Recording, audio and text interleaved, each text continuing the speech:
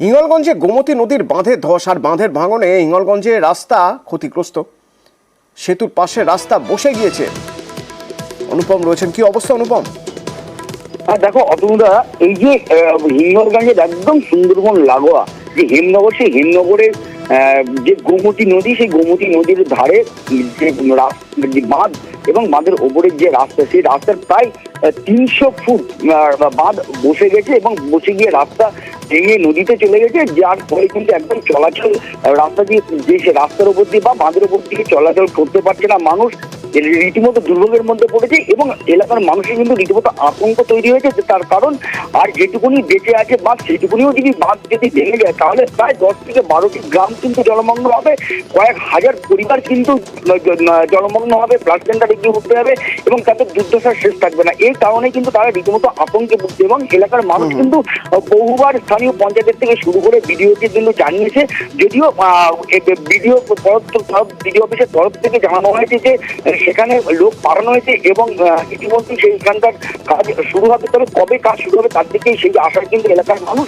যদি খুব দ্রুততার সঙ্গে যদি এই বাঁধের কাজ বা রাস্তার কাজ যদি মেরামতের শেষ না হয় তাহলে কিন্তু বড় দুর্ঘটনা কিন্তু ঘটতে পারে এই এলাকায়, সেই দুর্ঘটনা কিন্তু ঘটতে পারে। যদিও প্রশাসনের তরফ থেকে আশ্বাস দিয়েছে যে খুব দ্রুতই এই বাঁধ এবং এই রাস্তার সংস্কারের কাজ হবে। ধন্যবাদ।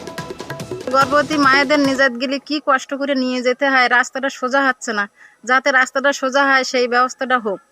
আমার মাদের চলতে যেতে খুব কষ্ট হয়, বাচ্চারা স্কুল যেতে পারে না, এই অবস্থায় রাস্তাটা আছে। রাস্তাটা তো এতদিন ধরে পড়ে আছে এইখানে এইভাবে, প্রতিনিয়ত বলার সত্ত্বেও তারা মেরামত করে না। এখানে মেরামতের জন্য অনেকে আমরা আহ্বান করেছি, এর আগেও আমরা কাগজপত্র দিয়েছি এখানে লিখিত আকারে, এবং স্থানীয় যে পঞ্চায়েত আছে ওনাকে কোনোদিন মূল্যও দেওয়া হয় না, তার কথাও শোনা হয় না। এই রাস্তাটা দিয়ে আমরা যে প্রতিনিয়ত চলি, খুব অবস্থাটা খুব খারাপ। আমি বারবার জানিয়েছি আমার পঞ্চায়েত প্রধানকে, জানিয়েও কোনো সুরাহা তারা করছে না, গুরুত্বই দিতে চায় না।